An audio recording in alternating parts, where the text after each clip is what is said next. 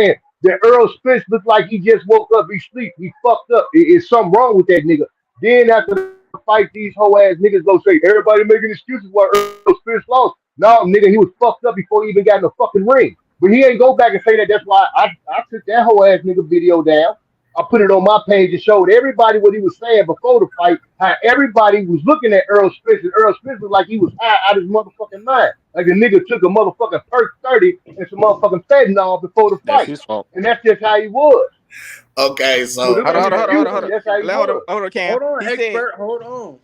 hold on. He said Blue Blood was on Spence first. No, he was on Crawford first. Then he switched to No, Spence. he wasn't. Then he switched back No, to he wasn't. Crawford. Yes, he did. No, he He wasn't. said Crawford was his favorite fighter. Hey, Outlet, I'm gonna What keep does it. this He was Hey, on Spence. Outlet, He was on Spence. Outlet, I put the video on my I'm gonna page. keep it funky with you, bro. Ego and Blue Blood was Crawford fans first while he was at 140. We ain't talking about 135 and 140. They was fans. They was in Omaha. That's what I'm saying. That's what I'm saying. They came were here, Crawford fam. fans first, and they were on the train. They was calling them the GOAT, the Steph Curry of boxing, Michael Jordan of boxing, all this kind of at shit. 140. At this is what I'm saying. They didn't switch on him until he moved up to 147 and became directly in opposition to Errol Spence. That's when they switched to the Errol Spence train. And now They were saying how he ain't fought nobody, how Earl Spence competition way better than him. So they were just telling the That's truth. when he But moved once up, they though. paid, That was when he moved that's what up. They I'm wasn't saying. saying that. They wasn't saying that same thing before he came. Because he Before he wasn't was gonna trying fight to him go after Earl, they wasn't saying that same thing. They Hey, were still calling him because the he was in best. a different weight class. The different weight class. That's why when he came up there with that killer, he's like, Terrence Crawford ain't fought nobody. They didn't make the. They didn't make the switch It ain't until never that. the Hold horn up. fight was announced. No. That makes sense, Yeah. Cam, because They didn't make. They didn't. because Hold that on. do make sense. They didn't make the. They didn't make the switch until the. Because I was on their channels and stuff. They didn't make the switch until the horn fight was announced. That's when they made the switch. Okay. Either way, Man. whatever. Hold on. Time out, because y'all been talking. I will say this. I agree with Boxing Top because it's like, okay, nigga, they picked that ego in them. They probably picked Errol Spence to win. That didn't mean they just left Terrence Crawford. Number one, two, that don't mean he was moving up in weight. They probably didn't think he could beat Errol at 147. Which they didn't feel like he could win. No, Blue did.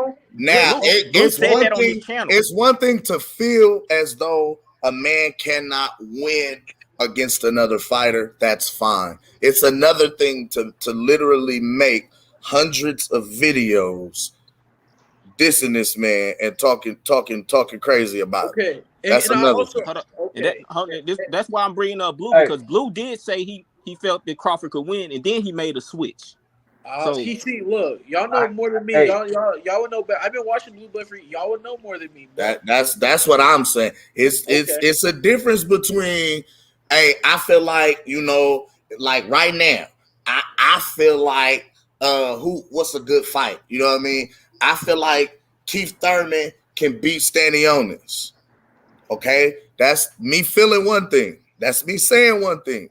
There's a complete difference between me making hundreds of videos now talking about how much Stanionis is a nobody. Nobody knows who he is. He ain't fought nobody. Like, do you understand what I'm saying? That starts to go into slighting this man, slighting with his son. Like, that's another level. I get what you're saying. That's a whole nother ballgame.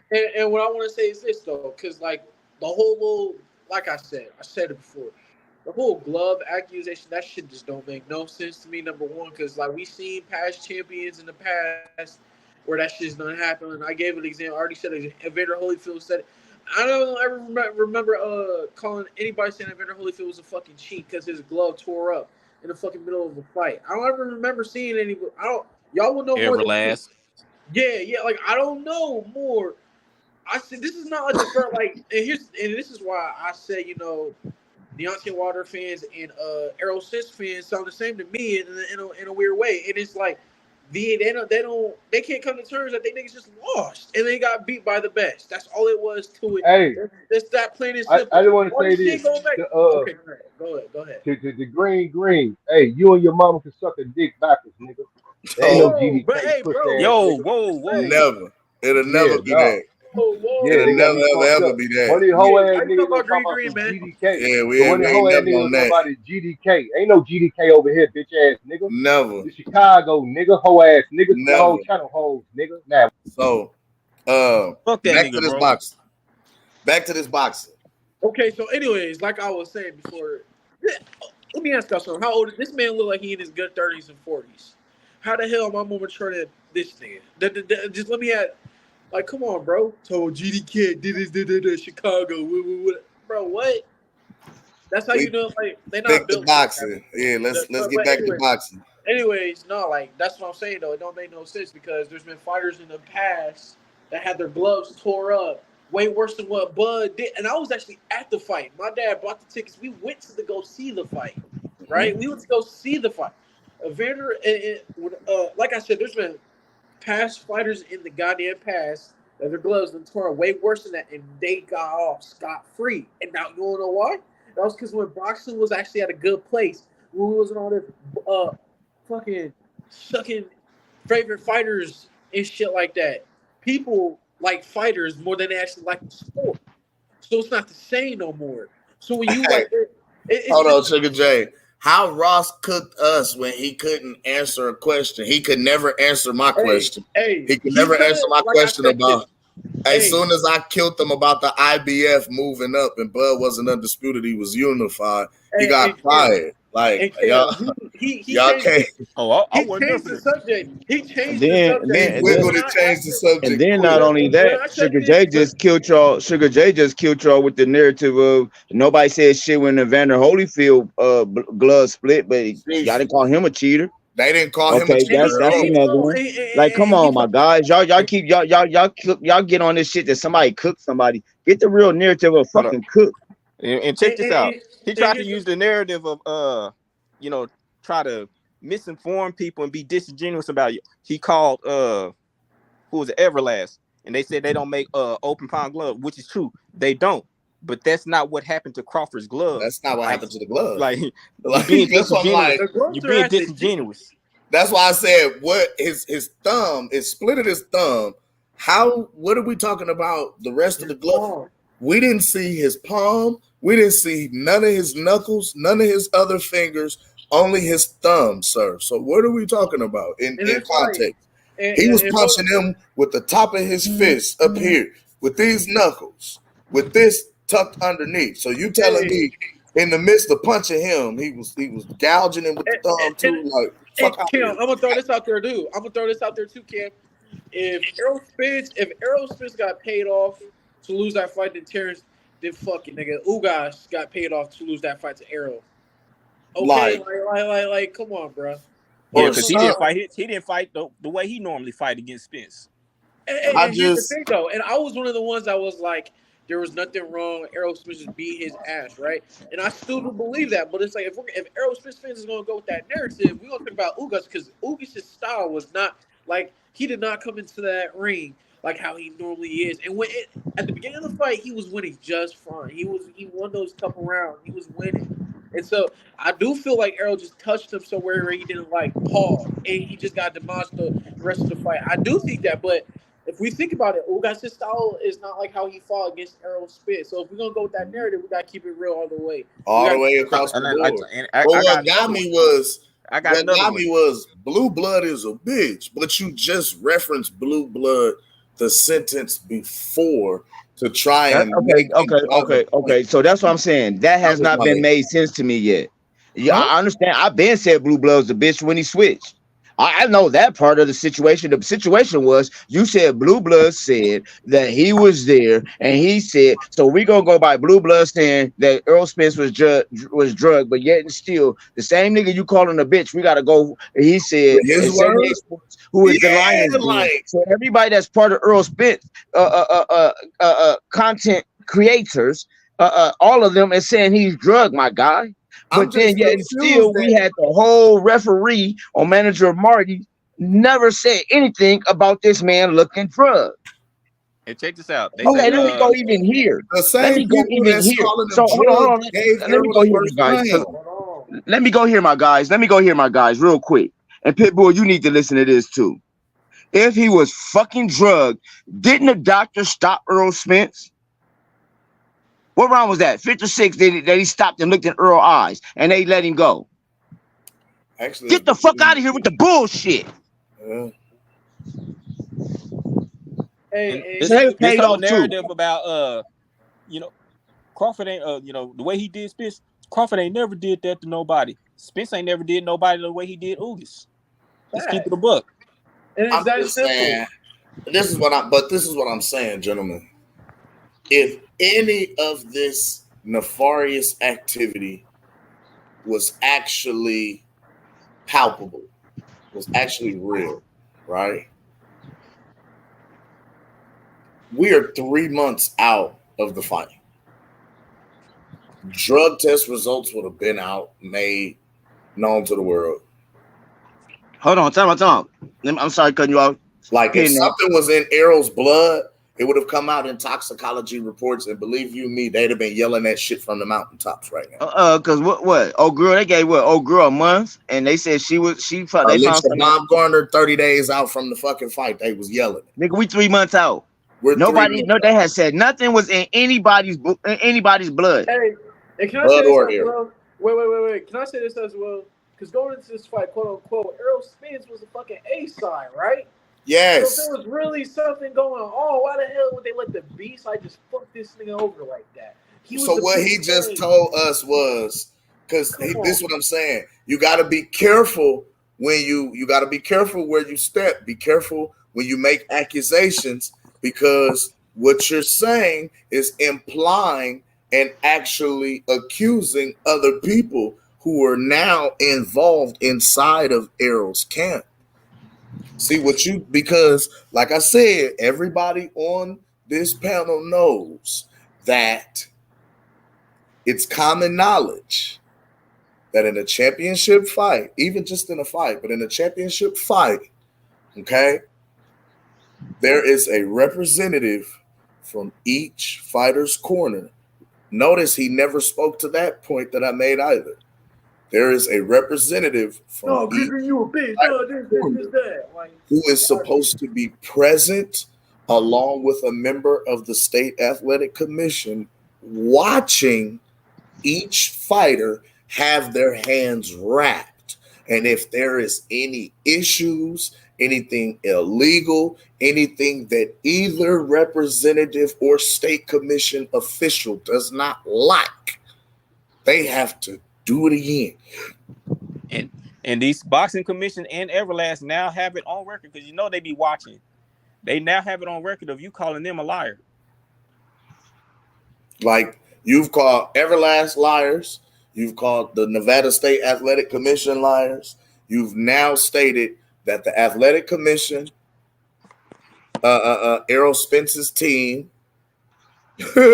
Terrence Crawford's team, all corroborated and acted in conspiracy against Errol Spence. You just put together a whole conspiracy case for your favorite fighter because he took an ass whooping in the manner that he took the ass whooping in. And you don't even realize what you just said. You came in accusing, saying shit, and don't realize you just called somebody from Errol's team a part of the heist. Well, I didn't see nobody from Errol's team actually there. No. You know, just like I know, that this is common knowledge and this is something that is known in championship bouts. Why haven't we spoke to that part of it, ladies and gentlemen? You know what I mean? So before you get to hollering about cooking shit, you remember you have not spoken to any of the points that were made.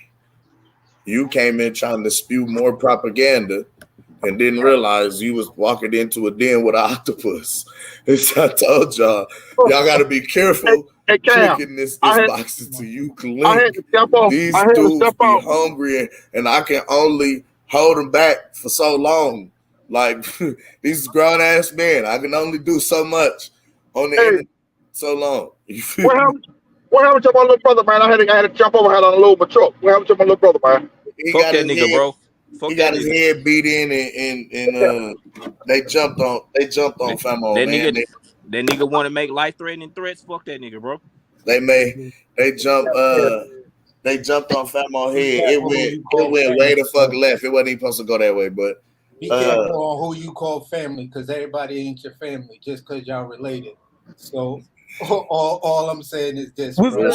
I was in the background looking at this, and it's just simple questions. You just that can be asked, and you gotta ask. Like, number one, show me a picture of where Victor Conte, or a statement that Terrence Crawford would have made that said Victor Conte was part of Team Crawford. Why wasn't he in any of the promotional joints? Nothing like that. So pull Victor Conte completely out of that scenario. That's just absolute ridiculous. You reaching like an R&B singer from the 80s. You hear me?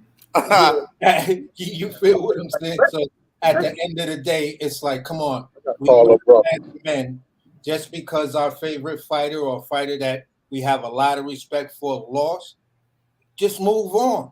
Everybody ain't made to have a career where they never take a loss. And here's the absolute fact of that.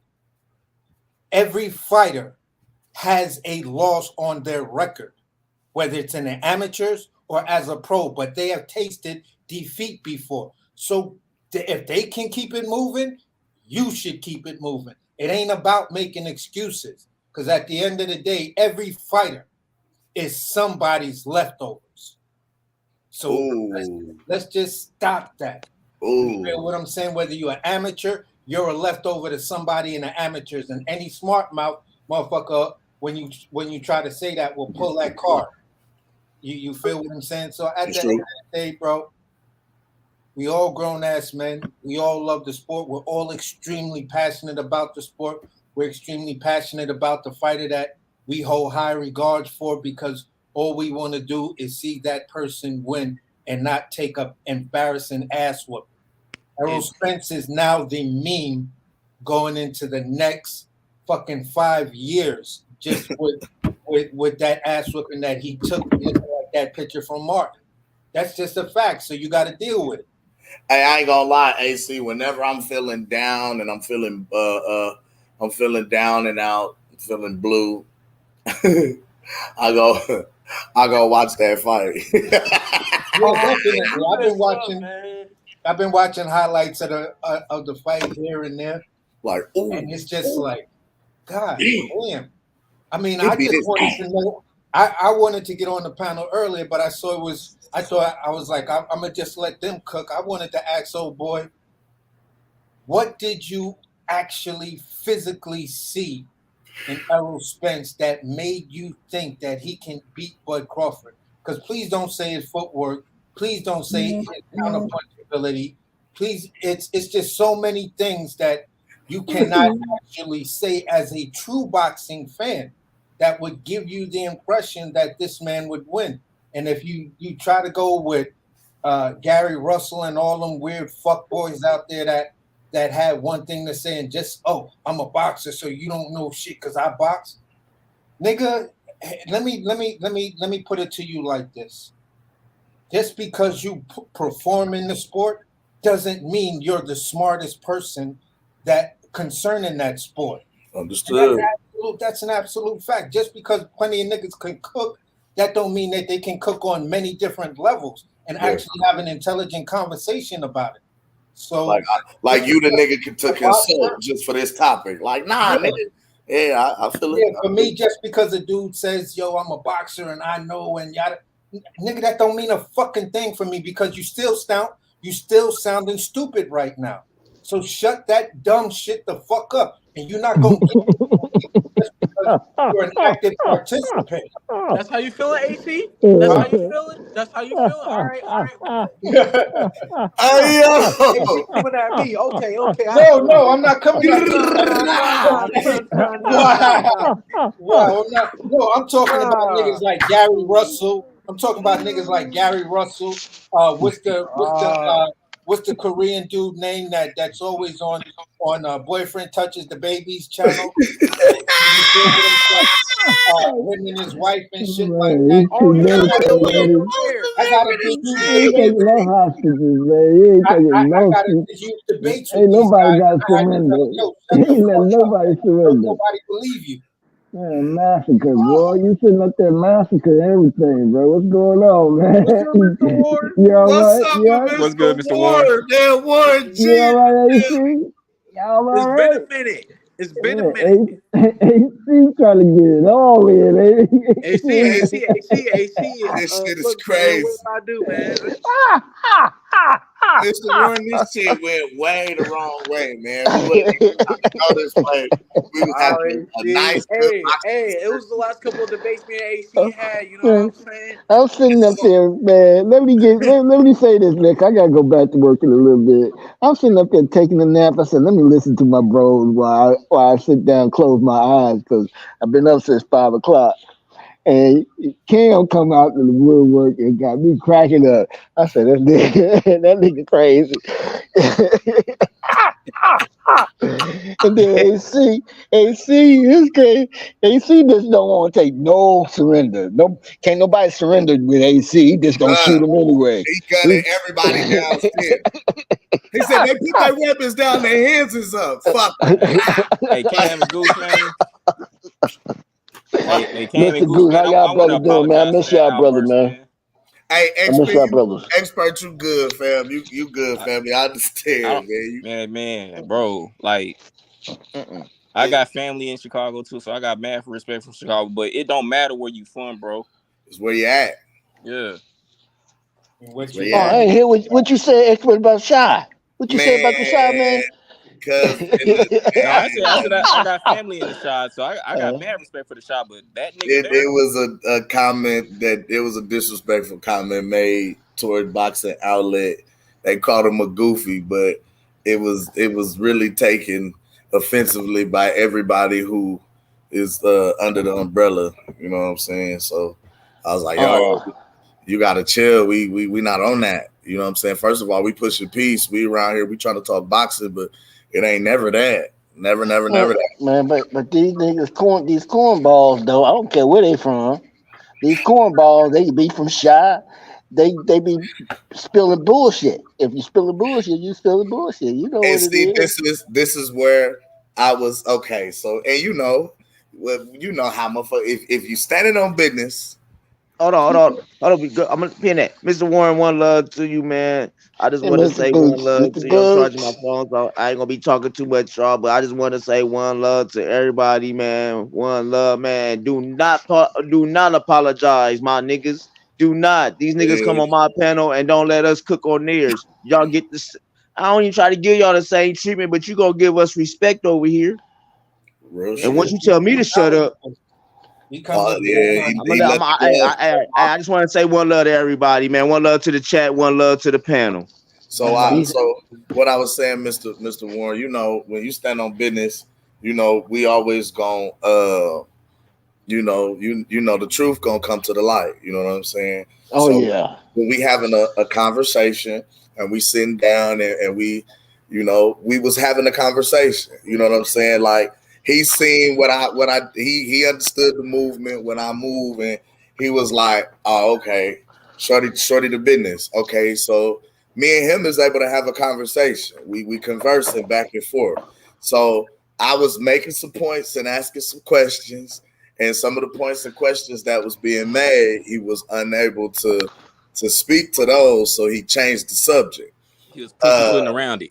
And it was like, yeah, and it was like, yo, you no, we can't do that. And he like, when you came on my panel yesterday, you didn't answer no questions, and I'm like, yeah, because y'all tried to walk me into some biased questions, and I seen the play already, and I was like, I'm not going into that. G, I'm not wrong, nigga.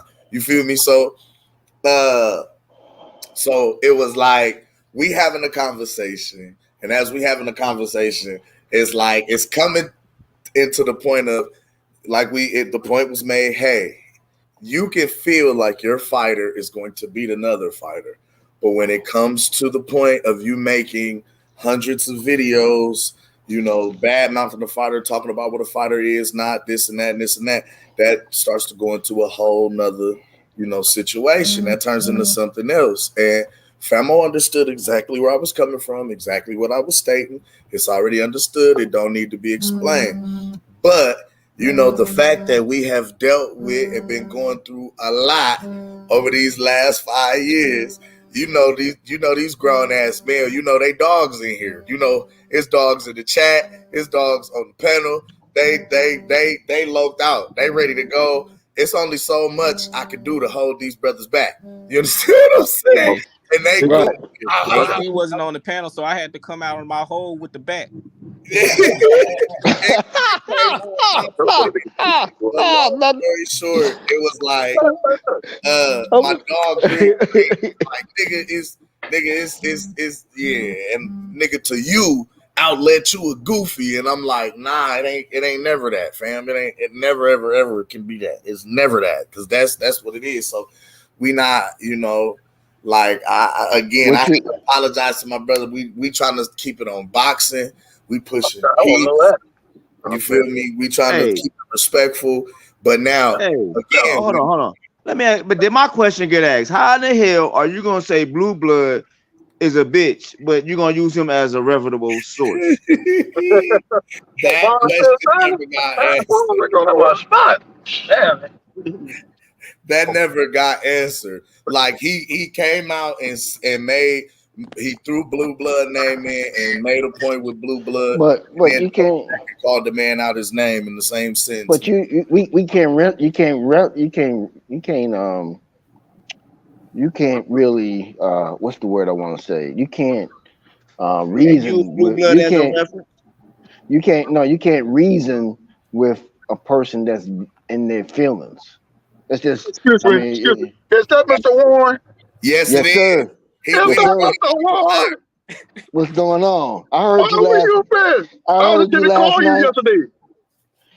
No, I got my number changed, man. I got my phone broke, so I'm using other numbers right now. But I just been working, man.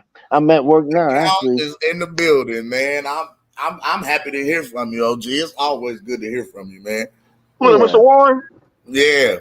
Fuck you, Mr. Golden. Hold on, Mr. Warren. Mr. Warren. Yes, Mr. sir. Yes, Warren. sir. Earl put you out of business in it. Yeah, what you say? Earl put you out of business in it. Yeah, man. He didn't come through, man. Shit. Them strawberries didn't sell. No, them strawberries didn't sell at all, bro. How about the jeans? What about the jeans? I had to go get 95. Shit, they stopped wearing them. That investment opportunity. The jeans didn't work out either. Even the women don't want them. He got beat so bad. I can't get a manufacturer to make them. Hey, Hey, we got somebody new on the panel. Mr. Mills, one love to you, my guy. What's up? MD, man. Appreciate you coming. Man, I had to. It's I'm sitting up here listening to the conversation with Boxing Outlet, and you know what I'm saying? It's once I heard Cuz say it's the commission and everybody is involved in the conspiracy, it's really you can't even have a rational conversation at that point. You feel what I'm saying? Like that's why I didn't even get mad. I'm like, okay, you can't rationalize. He's like one of them fanatical motherfuckers that are going to a building and blow itself up. You know what I'm saying? Like he's a martyr for the cause because you can't have a rational conversation with somebody like that. You feel me? So I feel like y'all kind of really let the shit cook longer than. Once you say that the commission is involved, motherfuckers from Spence team possibly involved, Spence was drugged, loaded gloves, steroid, like he put everything on the platter. You know what I'm saying? So once a nigga on that type of time, it's really, what can you say to that? You feel me? Like it's nothing. That's why I'm like, all right, I'm off it, cuz I used to go on there and try to talk my shit on it in his comments and shit, but after hearing him like that, I'm like, all right, I'm off this nigga, man. It's all love. This is great. This is great viewership, goddammit. Because I'm like, wow. Are you really you going with this, huh? Like, hey, he stood on that. He stood on that shit, bro. You know what I'm saying? Like he said he took more steroids than steroids could take steroids. And I was like,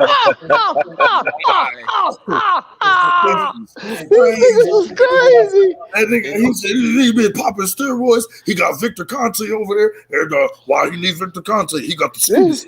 It's crazy. Like, when you ask him about proof, the first thing he says, "Come on, man." You know what? Hey, if y'all get a chance, I gotta go back to work, right? But I'm gonna say this last thing. These niggas sound like they on life support. Just talking like they on life support, and they just trying to. But it's crazy because the motherfuckers want a rematch. Like, how you gonna ask for a rematch if it's that much of a conspiracy? What the fuck is a rematch at 154 gonna do? He's still gonna be on roids. He's still gonna have work gloves. The commission's still gonna be on it. My nigga, like, what's the point of a rematch? You know what I'm saying? And he drugged this shit. So neurological damage. He's drugged. He ain't the same. Like, nigga, what you? It don't make no sense, cuz it don't make no sense. Hey, they want him at the. They want Errol like this at 36. He on his vegetable shit. These dudes are out here because just like MD said, it's like when you ask them a reasonable question like that, like hold on. If everything you say is true, if every one of your excuses is true, why do you want a rematch at all?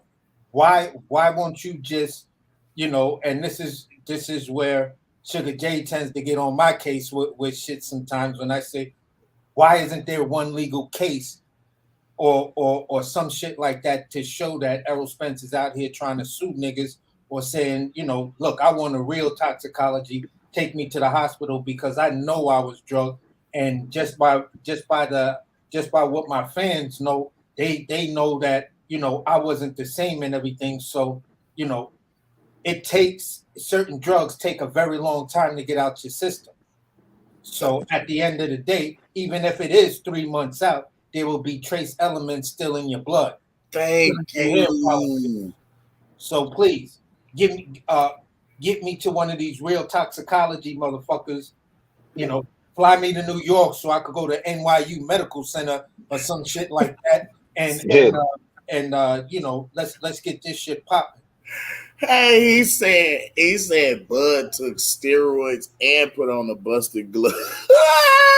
So which one is it? Was it all Bud? Bud a weak motherfucker, man. He wear loaded gloves and took steroids and couldn't really get him out of there. You know what I'm saying? Hey, but my question is, though, they keep bringing up busted gloves. Where was the busted gloves in the Spence fight? Hey, and I was gonna say this, I was gonna say this, expert. Check this out, right? They say the ones with the busted gloves. How the fuck did Amnesia still put up a better fight than the one in Spence? Please tell me. Because while Amnesia did get his ass beat, he at least didn't look. He didn't go He out got like knocked out cold. Right. It was one knockdown. It was one knockout done and gone. You know what I'm saying? Done. It was at least a boxing match. You know what I'm saying? Like, we all knew Bo was gonna win, but like it was at least like a little boxing match. You know what I'm saying? Like, Bud, that was a sparring session for Bud. I'm gonna keep it 100. Amnesia was one-dimensional. Damn. So Amnesia with the busted glove. We need to see this. We need to see this. 2024. Hey, Cam. 2024. We need to see this fight. We need to see Amnesia versus Errol Spence. The winner, the winner gets a shot at Bud because they both got cheated. Let's make it happen. They both got cheated. Make it happen. Gotta make it happen. Come on, 2024. The loser is the cheater. Oh my god. Yeah. Crazy. Hey, but you know what's interesting about them gloves? He was bringing it up, saying Everlast said that they don't make good. That's a goddamn lie. There's a cat on YouTube. I don't know if y'all do the name dropping on here or whatever. So do you mind that if I say the name of the channel? Psycho sources, my brother. We ain't tripping. Go ahead. Okay, cool. Okay, so the name is C Boxing Squared, right? Or C Squared Boxing. My bad. C Squared Boxing. And he did a thorough ass review of those Everlast MX2 gloves. And he put the gloves on and everything. Right. This is before the Crawford and Spence fight. He was just a dude that purchased those gloves, and he was just giving an honest review on them. Mm-hmm. And he spoke on how, because of the material, the leather is premium material, because them are some expensive ass gloves. This ain't no shit you can just go buy at Walmart or nothing like that. And he put them on. He talked about the knuckle area. He said they're puncher's gloves. You can literally feel the knuckle through the glove. Right. He was saying that. And then he opened them up. He said it's easy to open them up. It's not like other gloves where, they're stiff. They're real soft and supple. You can open and close your hand easily. And he was on camera demonstrating how he was opening and closing his fucking hand. You feel what I'm saying? Mm. So if motherfuckers would just do a simple search and try to understand how them gloves work, you could see that it's not no voodoo to the shit. That's how they're designed. But Mills, hold on though, because like they said, the ones that Bud had was a special kind. They really wanted Bud. They really wanted. Oh shit! So that don't even matter because they're like, no, but the ones that Bud had, they really loaded. They did something. Oh shit! You right, homie. You right. Remember, y'all gotta remember. Bud got blessed with those gloves, especially from the commission. Because taking care of Spence. Let's tell the truth. Those was a gift from Tyson Fury. Oh, No, but that's what I was about to say. Daniel Kinahan dropped them bitches off Hey, Cuba, I personally, huh? tell you, Mills, HG. didn't Bro, I tell homeboy you. Hey, let me shut didn't all this shit homeboy down right hold now. on, Mr. Golden? I've been being quiet. Let y'all pop y'all shit. Now I'm tired of y'all letting Bud get away with the bullshit. Y'all know Bud cheated Earl. What he Y'all know that Here's what I shit. was gonna So y'all say. need to cut Hey, that shit out. Mr. Golden, just like Didn't how homeboy go ahead. do Mills? Didn't homeboy do a breakdown? Because the name sounds familiar to me, I thought he did a C-square breakdown dude sound familiar. of Tyson Fury's gloves when it came down to Glovegate with him and Yes, Wilder. he did. Yep, he did. I wasn't aware. I wasn't aware of that, bro. I just know of the one that he did reviewing the Everlast MX2 gloves prior to the Yeah, Crawford and Spence fight. I believe he did one where he talked about Paffin. He talked about the glove that Wilder likes to use that he keep breaking his hand with, and he talked about the Everlast gloves, the MK2 punches gloves, and he What had was his? three of them like right there, and he was showing how flexible they are and shit like that. I mean, I remember it. I know. As a matter of fact, if I go back and look at my not my history, my favorites or whatever, or on YouTube, I know I have his channel somewhere, but because I don't see a lot of his videos, you know how the algorithm go. His Yeah, videos. for sure. In one of the videos where he did a review on because I think he did like 2 reviews of those specific Everlast gloves that both Crawford and Spence used, because Spence used them too. He talked about how the stitching in the thumb is faulty. Yeah. He discussed that. So that's another angle because I know Bud used those for the Avanesian fight, if I'm not mistaken. So it basically, man, it's really no conspiracies required. You got to really want it to be that. You know what I'm saying? But we're talking about a group of people who already had they literally created a reality in their head where Bud wasn't shit. He ain't never fought nobody. He was too small, fought mediocre competition, and Errol was just gonna walk all over him. And then when that didn't happen, it didn't coincide with actual reality. Didn't coincide with the reality that they created in their mind. So that causes cognitive dissonance, and then the mother. Sheesh. He used cognitive dissonance, man. He hit him Dang. with the words. Not cognitive dissonance. That's heavy. No, but that's real shit though, Brody. You know what I'm saying? Like that's a real thing. I read this book years ago. It was called When Prophecy Fails. And the dude, he spent some time with this religious cult, and they believed that the world was going to end on a specific date. So their whole lives was dedicated to preparing for the world to end on this specific date. And then when it didn't happen, they was in shock. They didn't know what the fuck to do. So some time went on, and then they started rationalizing, we could have moved it to this time because these things didn't happen then. And what had happened was the world got a little better, so it made the conditions right for it not to end on this. You know what I'm saying? Is they start rationalizing the shit If you watch, so that they could. Go ahead. I'm sorry. I'm rambling on. Let me go ahead. if y'all watch Vice, on Vice they had like a 3-4 part series on that same topic when prophecy fails, and it had everything to do with all of these different people that survived, that basically survived cults. They had this young black dude who survived the cult, and basically he was going through therapy, and they was basically saying he's going to have to go through therapy for a good portion of the rest of his life because he suffers. Anyone who enters a cult will suffer from that disorder and shit like that, and they have to be slowly programmed. If you program them too much, they will rebel, even if they're already out of the situation and That's what I'm know that the saying. That's situation why I is said fucked up. they But really believe. yeah, it's embedded within the subconscious mind. It goes deeper than the conscious mind. It's embedded in the subconscious. You know it's wrong, but you still can't go against it. So at the end of the day, that shit is just that's on another level of being fucked up in the head. That's why it's hard to argue, you know, try to make sense of these Errolsexuals out there. Fellas, what up? That's why I just let them have it, bro. What's the Like, deal, family? With the E40, with the E40 excuses. yeah. And that's why I always say, hold on, Mr. Gold, and that's why I always say, like, that's why I was always one of those dudes, like, what happened on the 29th happened for a reason.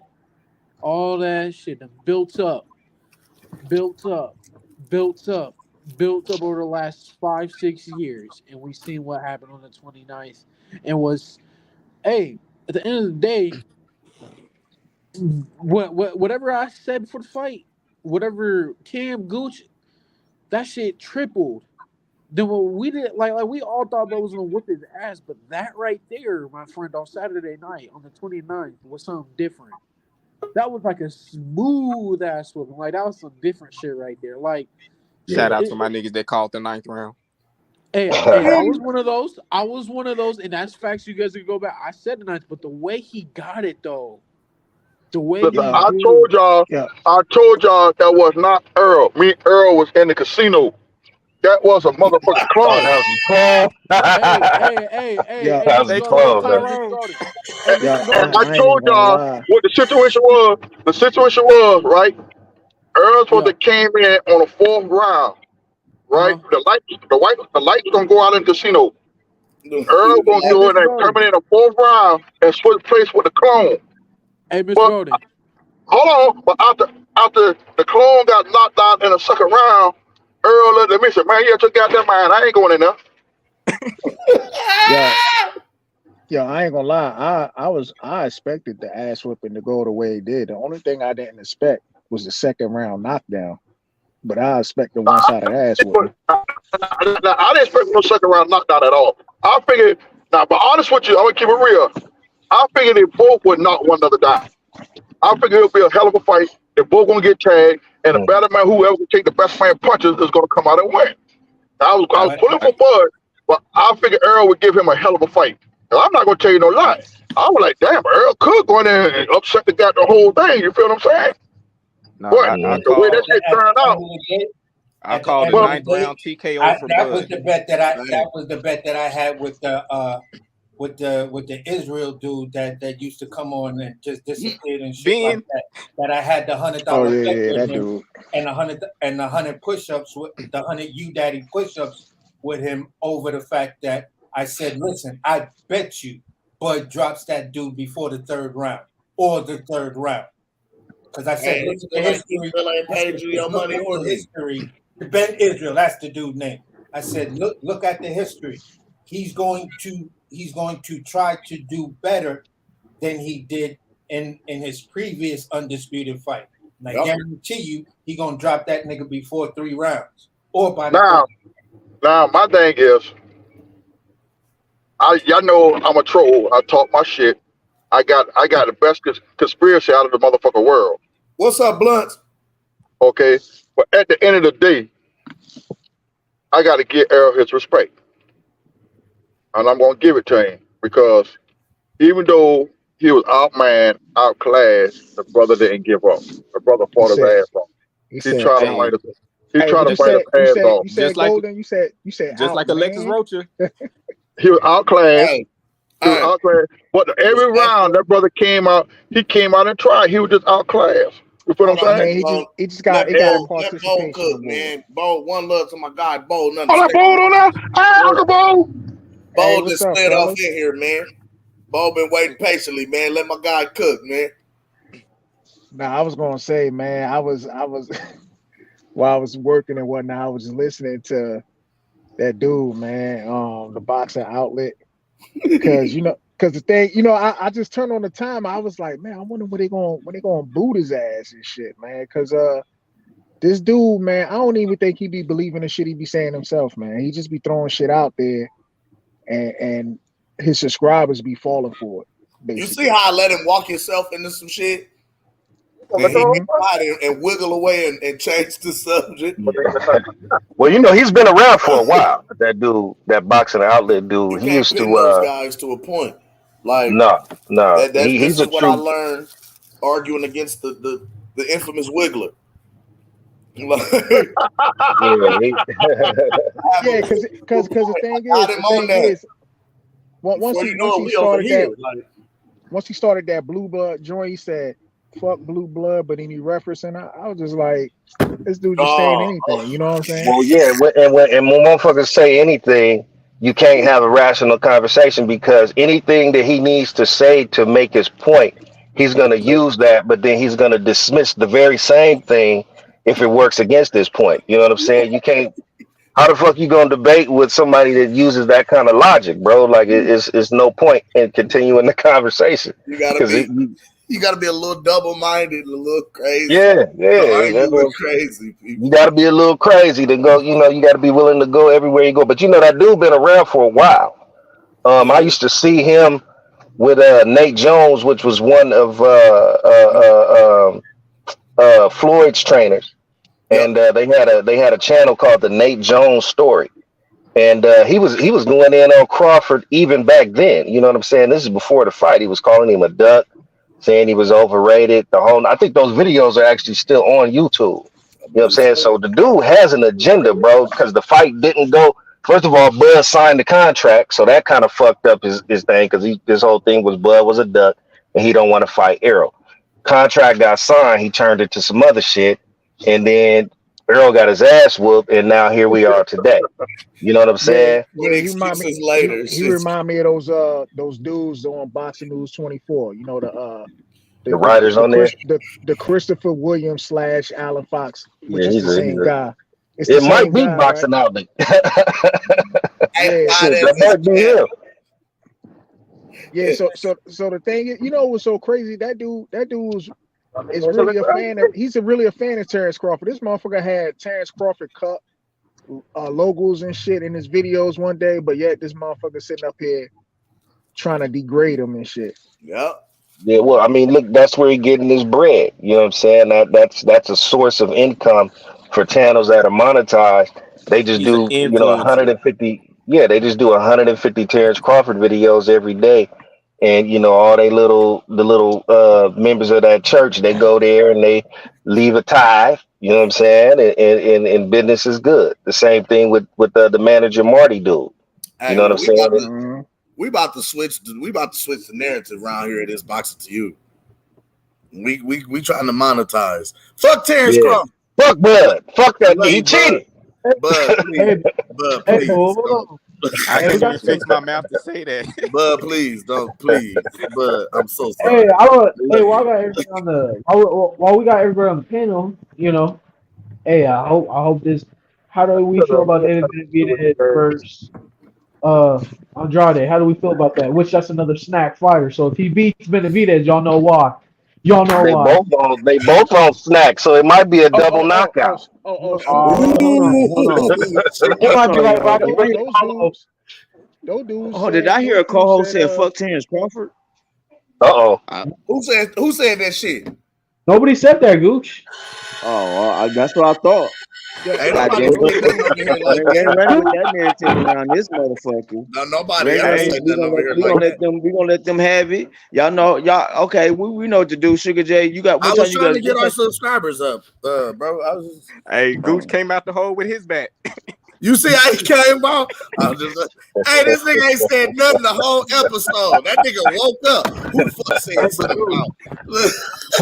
But no. So how do y'all? So who do y'all got winning? Hey, I've been like rocking with Andrade for the longest, so I still got Andrade. I'm going Benavidez knockout. Hey, Cam, I'm gonna tell you this right now. I know that's a bet against you when it comes to Benavidez. I learned my lesson. I'm gonna go with Benavidez too, man. I'm tired. Hey, I ain't doing no more push-ups, but hey, Mexican monster, baby. We go. Hey, but one thing I'll say is this: Boo Boo will check your chin. Yeah, he will. If you're not careful, and with that awkward style he had, Boo Boo will check your chin. So what I feel like is gonna happen, He's gonna knock Benavidez down once. It's gonna be early in the fight. Bah! Benavidez wakes up, and we see the Mexican monster emerge. Hey, listen, I got Benavidez winning, but I also put it on everybody's whatever that I can get on. Listen, Boo Boo Andre has the ability to expose so much of Benavidez's weaknesses because you got to remember the dude is not even 30 years old yet, so he's not even in his grown man strength. So he's still at the capability where an experienced slick fighter can poke a lot of holes and could possibly understand what I'm saying. Could possibly eke out the decision victory on a split decision, but that determination that Benavidez shows, you feel what I'm saying? I love his high guard. I still got him to win. I'm not sure about a knockout, but I got him by either a close split decision where everybody's gonna say, "Yo, that was a good ass fucking fight," because they both do shit that could easily put either one of them at the pinnacle of winning that fight. I'm gonna keep it real. I'm gonna say this: he ain't knocking no goddamn cokehead out. He not doing it. He could have knocked out Jason Quigley at 160 when he was He a could champion. knock out Quigley. He not doing it to the Mexican monster off a line of that sniffly dog. No, I'm not saying he's gonna knock him out. All I'm saying is he has the ability. Yeah. The Mexican monster on some sniffing. Well, I ain't gonna lie, man. I'm a bet the parlay on a knockout for Andre. Hey, that booger sugar, that booger sugar, man, it's gonna keep him up. That booger sugar got him. Hey, I'm gonna say. Yeah, I say this. I say if Andrade knock out Benavidez, I'm done watching boxing. And I'm gonna join. And I'm gonna join the Errolsexuals. And the man was on steroids. Hey, at that point, hey, XP, hey, expert, you might as well join the Water fanboys too, man. You might as well. If Andrade knock out Benavidez, I'm definitely joining the Errolsexual brigade, and we gotta investigate Snack at once. They both on it though. They both on Snack. You know what I'm saying? So that's why I said it's gonna be a double knockout. You know what I'm saying?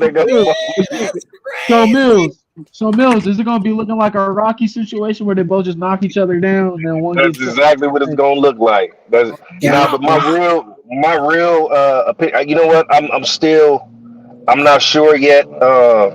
That's that class that Andrade came out of, man, with Bud and Danny Garcia and Keith Thurman. That's a special amateur class. You know what I'm saying? So it's going to be hard for me to go against somebody with that level of experience, with that level of competition that he came up training with.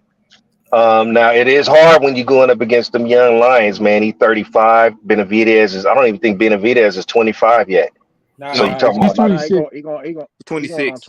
He going 27 in 2 months. Hey, oh, damn, okay. T-Dub in the chat, T-Dub said he ain't catching no crackhead, man. I mean, I honestly don't know, man. It's a tough pick. Bro. He ain't catching it. I want to say that Andrade will be able to control the pace of the fight. You know what I'm saying? Because he know how to, cheat and use certain tactics to slow the pace down. If he can slow the pace down, he might be able to outpoint him. You know what I mean? But I don't see him knocking out Benavidez. You can't stop the booger shit, man. Listen, Andrade. Go ahead, Bo. Nah, I see this fight going two ways. I can see David Benavidez late stoppage, or I can see Andre winning an easy fight on decision, like unanimous. Because he a better boxer than my boy Clint. Yeah. Because David Benavidez, I like him and everything, but he boxed like he got two left feet. Like it's that's true too. Another thing is he squares his body up too much, so somebody can hit his ass one time and knock him out. And Andrade is also southpaw, if I'm not mistaken, too. But I would say that's another and to be honest with you, he's a switch hitter, but everybody know him as a southpaw. As a southpaw, he is a switch. But Benavidez, thing that Benavidez does when he squares his body up, that's a lot of a ploy to get you to come in, and then Like Canelo when he does that high guard shit. Like I watch Benavidez. Oh, that's to bait you. That's a it's catch and shoot move. Yeah. It's a Yeah. he uses that square up to set himself up for the pull counter. So at the end of the day, that's one Hold on, thing. I ain't never seen Benavidez do a pull counter. Huh? No, it's a catch and shoot. Not I give you that. What happened? I didn't hear. I give you that. Touche. Okay. It was a catch and shoot, not a pull counter, but yeah, don't put too much on the fat boys, man. Don't do that, man. All I'm saying is he uses it as a ploy to counter you, and that's one thing Andrade has to be careful of, because he sets those weird ass little traps. Although Andrade has a weird ass style, visually it could throw off a lot of what Benavidez does, because he hasn't had that many looks with a fighter at that skill level. So what do you guys think about Andrade's defense, and what how will that do against Benavidez's punch volume? A lot of those guys that come. Oh, go ahead, bro. Now I was gonna say a lot of those dudes that come out of that class when their defense and their offense kind of flows in and out with it. You know what I'm saying? That's true. Bud is like that. Keith Thurman is like that to a lesser degree. Danny Garcia is like that, where it's kind of like an effortless transition from offense to defense. I don't know who taught them that shit, but they all kind of do that. So I don't know, man. Benavidez, he's very hittable. He's very hittable. His volume, like you just brought up, it can't overwhelm you, man, because he could put together a 4, 5, 6 punch combination, man. If you're not on your P's and Q's, yeah. Nowhere. And he gets stronger as the rounds go on. You know what I mean? So he can and I say this about as the fight goes on, his motor gets running, and this motherfucker will run off a 6-piece on you if you're not careful. And he has great combinations, but you gotta look, man. It's like y'all ever play that video game Killer Instinct? Yeah. Back in the day, yeah. Yo, you notice when people count on David Benavidez, this whole combination shit stop, man. You could just do a fucking combo break on his ass, because I saw, like, the thing is, like, those combinations look good when somebody's standing there not throwing back. Them shits look good, but as soon as somebody throw back, that stops Benavidez' whole combination. Yeah, he stopped dead in his tracks and go back who's been able to capitalize on it, so you know what I mean? All thing I say about Boo Boo is like we seen from the Caleb Plant fight. You better have a good gas tank against Benavidez. Oh, yeah. Yes, Lord. Yes, Lord. Because it don't matter how you look in the beginning of the fight, making him miss and counter and all that kind of stuff.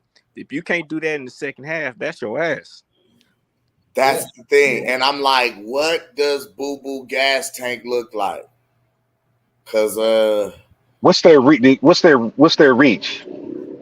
I'm almost certain Benavidez got longer reach. 73, 74. I was about to say 73, 74. Damn close. Yes. Yeah. It's 73, 74.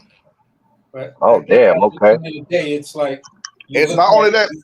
Same size, same height, same about a. No. Benavidez is an inch taller. I'm about to say Benavidez is taller. He got an inch taller and an inch reach. Now, at the end of the day, I'm looking at. That's not that bad, but I'm looking at for as the fight. What Boo Boo have to do is keep him in the center of the ring and don't get up on the rope. Keep on the center and work that jab, and don't let him walk it down. You will get knocked the fuck out with Benavidez if you try to keep that nigga in the center of the ring. Boo Boo's best chances is to ploy him to the ropes and use the ropes. No, what I'm saying is Boo Boo can't let David push him to the ropes. And that's the best for me looking at the fight. I've always seen when Benavidez stops, when he gets countered, when he gets right. That's what I'm saying. Off the ropes, is coming off the ropes. But if you give that man, let that man stay in the center of the ring, his height, his volume punches, and shit like that. He just stays right there and bang, bang, bang. When you look at that, No, he walking. He walking him down. He walk him down. He put me in mind. Listen. Hold on, Mr. Golden. Let me finish. When you look at that Go ahead. combination he threw on Old Boy, he threw that shit from the center of the ring, which back money up to the ropes. To the ropes, yeah. But okay, if you look at it, Old Boy was standing still. Old Boy was standing still when he was throwing them punches. David Benavidez and nothing. He never. To me, he never nothing but a big Derek James fighter. All on fight, coming forward, pressure fighter. But as long as you get counting the motherfucker, you'll fuck his ass up. He don't fall off balance when he shoots the backhand. So at the end of the day, I can't necessarily agree with that because Derek James fighters, when they all throw that backhand, their power punch, they're always, almost all the time, off balance when they miss. That's not the reaching. That's not the situation. No. I was saying he almost like a Derek James fighter because he's a straightforward fighter. He's a pressure fighter. He coming forward at you. Well, you put a big ass on his back foot. What the fuck you think he gonna do? He throws crazy hooks from his back foot. He's throwing big hook shots to back you up and get back in position to come forward. Because honestly, but he wide open. He wide open at the time. You put him on the back foot. He wide open, and that's right. And that's where Boo Boo could take advantage of it. But you got to look at Boo Boo. Boo Boo is an awkward fighter. He come at different angles and shit. So in a sense now, because T Dub asked us, what's a good strategy to beat the Mexican Monster? So are we saying, punches and bunches along with spinning him out, good footwork? You know what I mean? Yeah. It's like basically I'm turning him and making him hold shots throughout the fight. You know what I mean? Am I throwing punches and bunches? Like how are we doing this? Because remember, I gotta be able to hit this motherfucker with something to back him up and keep him up off of me. I say this, man. I say this. Hey, keep a jab in Benavidez's face. That's what I was gonna just keep a jab in his face. Exactly what it is, right there. You have to have an immaculate jab. Okay. Beat Benavidez. Go ahead, expert. Go ahead. You got it. Yeah, like you said, keep the jab. You know, learn how to pace yourself. And, yes, sir. And counter. Yes, sir. That's the best way to beat him. That's how you beat one of my favorite fighters. And that's the thing that. So you got to be patient then. You got to be a patient fighter for that. I just don't see anybody having that ability to be able to pump a jab who's actually known for an outstanding jab. That's the one thing. That's the thing that Caleb Plant was using in the beginning round. He kept a really, really active jab that even if it didn't hit his face, it hit his arms. It hit his shoulders, arms, something. It hit his shoulders. But it always made him. It always made Benavidez stop and hesitate. Exactly. It made him freeze. It kept him at bay for even if it was just a split second. Those first 4 rounds, Caleb Plant had Benavidez frustrated. Yes, off the jab. Yes, because Caleb Plant was using a very, very impressive jab. And Boo Boo has a very good jab. He threw a couple of pieces, and then when Benavidez thought he was ready to reset and shoot again, he countered him. He gave him another one to count. Helped him. You feel what I'm saying? Yes, sir. Yes, sir.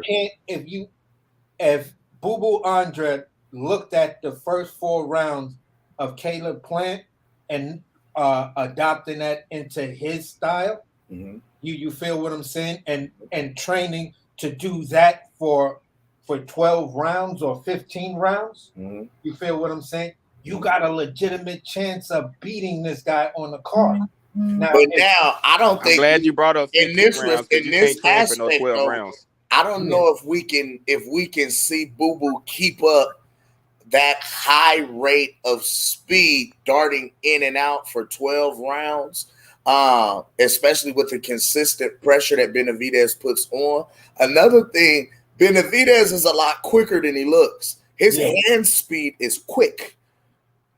Yeah, that accounts for something with that size, man, and with that volume, bro. He can fuck around and catch Boo Boo with some hot shit.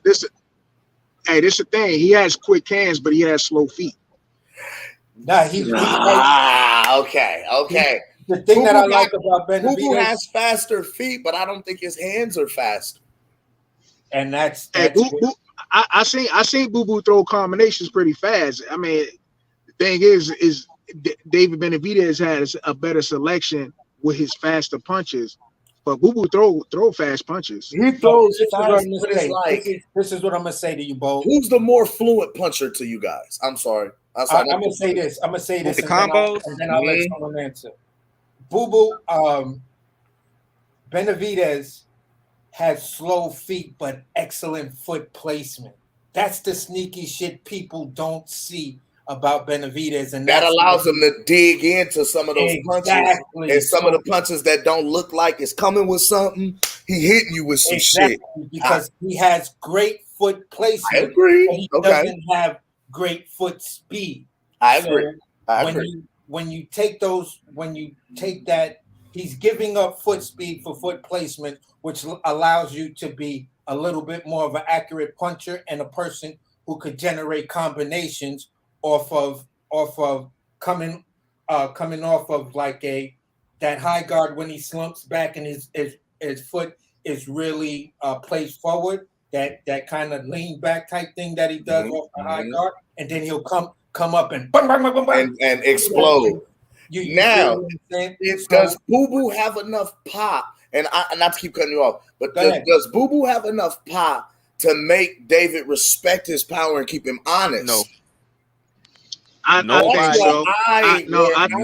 at 168. Nobody at 168 got enough power to keep outside of that. I think so because Andre has great placement of punches. So you don't have to hit too hard. Yeah, if you hit somebody sharp, your accuracy, and with a punch they don't see. That's true. Ooh, now this makes for a high level chess match then, because fast hands, slow feet versus faster feet, medium hand. You feel what I'm saying? Like a volume puncher with a good gas tank who gets stronger as the fight goes on versus a slick boxer who has awkward movement and an awkward style, kind of frustrating and hard to catch with a good jab. How do we see this shit going? This is tough to call. Like, I'm going with Benavidez, and I gotta go with because I'm not one thing that I can say, and I gotta go back to the question I asked y'all. But the one thing I can say with Benavidez, I feel like he's already won a title. He's been at the top before. So I think mentally he's prepared for the big stage, for the big fight, for, you know what I mean, and for a war. You feel what I'm saying? Like to go out there and actually and slug it out and do his thing. We have yet to see that with Boo Boo. But in turn, this is what Boo Boo wants. This is his first big fight. This is what he's been clamoring for. That's true too. That is true. Let me ask y'all a question. When y'all say this is his first big fight, in terms of what, like as far as publicity, or what are we talking about? You know how today's boxing, you know, the big names. This is the first big I would name. say in terms of the fighter's notoriety and the fighter's skill set. Yeah. For me. Okay, because I could say there are fighters that Boo Boo beat who has a better skill set than David Benavidez. If we just talking about based on skills. Skills. Now, you know what I'm saying? That was at a lighter weight class. I was about to say and now another thing with that too is just, did those fighters have an overall better skill set, or did they just do one thing or another better than Ben? You feel what I'm saying? Like, he might have a better. No, I'm saying like Benavidez's size is a good thing. Mm-hmm. His power is and his power. But other than that, I'm talking about just straight up skills. Like shit. I mean, fucking when Andre fought Martirosyan had better skills than David Benavidez. Ooh. Okay.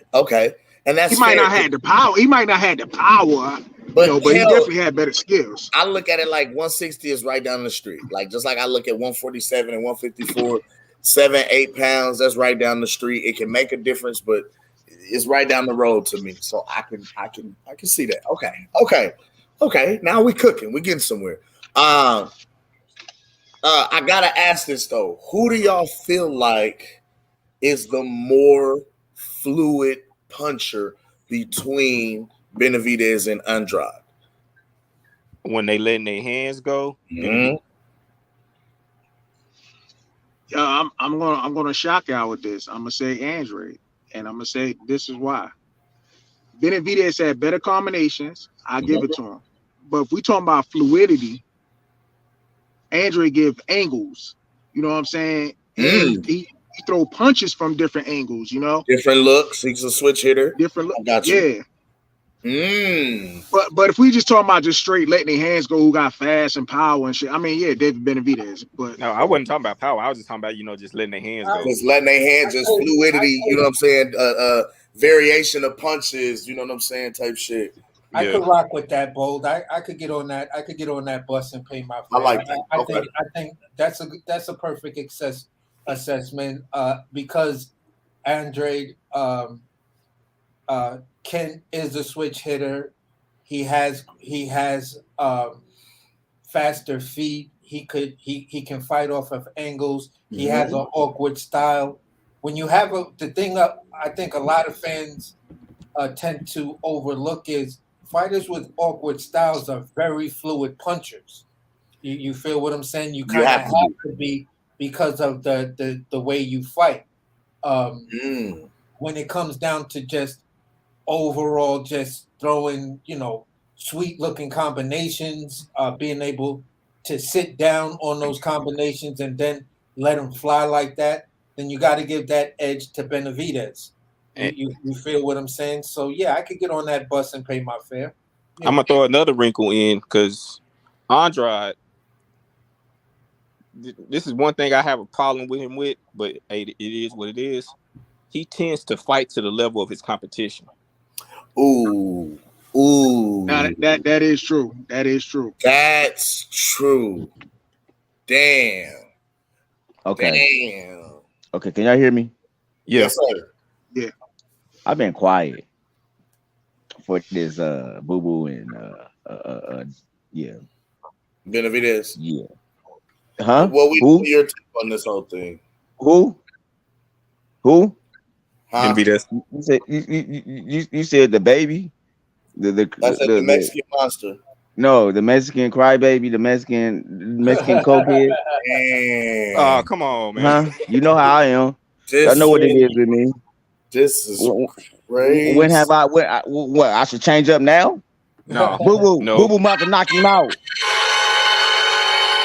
This is crazy. Good. Even though Bud shook that man head, even Bud said there's squash between them. Even Bud, even though they did a damn movie. Y'all know what it is when it comes to Mr. Goose to you. Y'all know what it is. Those that don't know is always to the day IDIE. Fuck the Benavidez's. That is crazy. But this David though, we can't put what. Yeah, Jose and his daddy David. Y'all like David. Hold on. Y'all like David. Now I ain't gonna don't get me wrong now. Don't get me twisted. David's a nice ass fighter. He's nice. I like style, I like everything, but y'all know how I am. I'm still not rocking with him. Hey, ain't that how the Errolsexuals does? That's how the Errolsexuals does, bud. Hey, I get you because he letting it be known I'm biased as fuck. Bro. I get it because I don't like what they daddy do or Jose did. So yeah, I get it. And they daddy always put his foot in his mouth. Yeah. Goose, let it be known. I'm gonna be honest, but I'm also gonna be biased as hell. As My fuck. honest Hell, I'm y'all already know. honest and biased in the Y'all same. know. Hold on. Those that don't know, since that man came in and said your mama's a bitch, and those Jose. who rocks with me, y'all know how I rocks with the Crawfords. I Yeah. rocks with the y'all know. No. Then they said Goose squash all that shit. We squash is good. I don't care. They still the odd. I knew that. Now I knew maybe that. one day I might sit down with Jose and David, and I might change my mind. But up until I sit down with these cats, niggas, fuck them. Hey, I'm gonna tell the truth, people. I'm gonna tell the truth. There will be no point that Gooch sits down with Jose and squash that beef. No point. God. Nigga, he only how I squash this shit, he gotta apologize live on air to Miss Deborah for calling her a bitch. I'm pretty sure that they apologize to each other. Hey, I said live. No, It gotta be on my terms. Oh, to Miss Deborah. Personally. My turns, Kel. So I need to go down to the gym and let Bomac know it's on my terms. Nah, Jose Benavidez got to come on It's Boxing to You. He got to show his face and then give the apology in order for Goose to say, all right, it's squash. To Miss It's Deborah. squash. To Miss It's Deborah. squash. And then I cheer for the Benavidez's. Broke leg and all. Nah, I don't rock with Jose, but I rock with David. I rock with David Hardbody. Okay, see, no, we can't do that. So we rocking with cokeheads now. That's what we doing. That's what we doing. Shit. So y'all rather? So this is the era we in. We want drug addicts to win. Bars. Hold on, that was 16 of them though. Hey, do I have to say it again? No, please don't. No, don't. Okay, y'all want me to stop being y'all? I don't. Okay, I'm gonna say it like this. He's a great fighter. He's good. I like the cat. I like his skills. He just need to change his last name. Out. He just need to change his last name. David Gutierrez. Just change your last name. Then I'll root for you. But long as you kin to them Jose's, them Jesus's, them Jose's, unless they bring some Cuervo, I don't want to holler at them. David Cuervo. That's what I'm gonna start calling. I'll cheer for David Cuervo. Gooch, you're racist. Why? Because I call him. Why? Because I call him. So they Cuervos. I mean, they Benavidez. What the fuck? No. Stop it. Jose Cuervo, light and dark. Resposado and motherfucking. They about to go off on Twitter.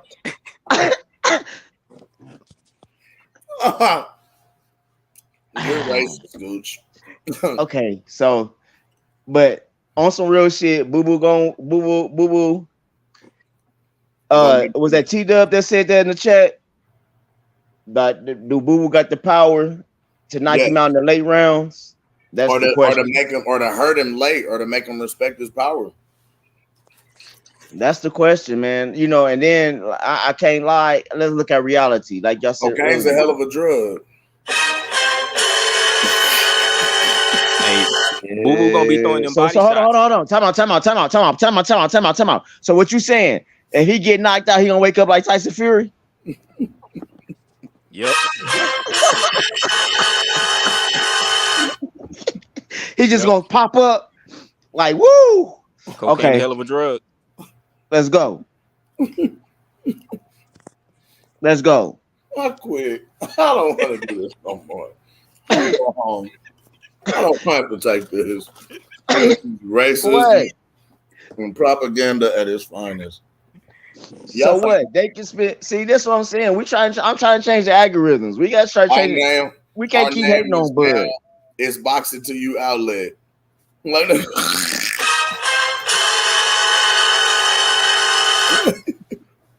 it's is boxing outlet to you?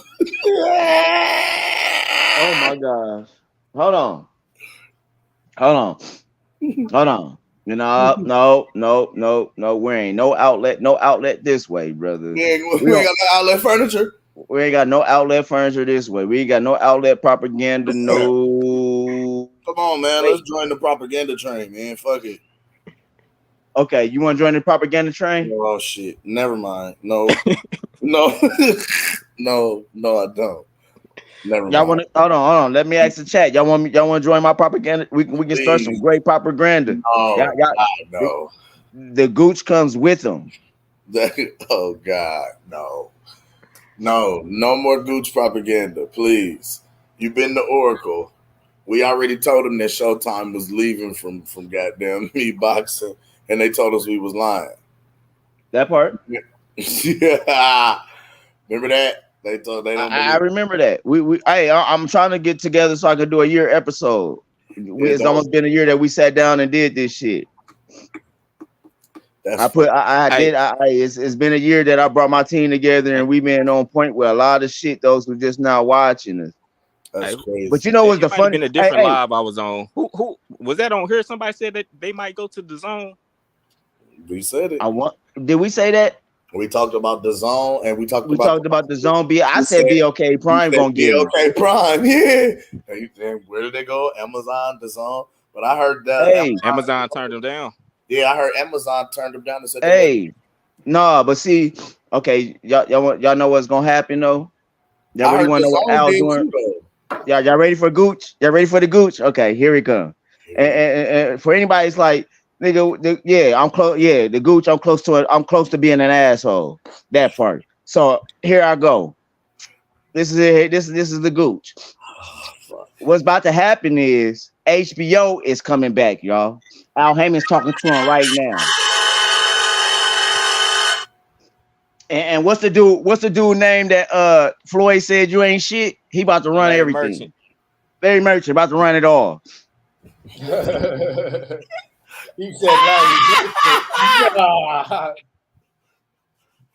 they going to be okay Prime, man.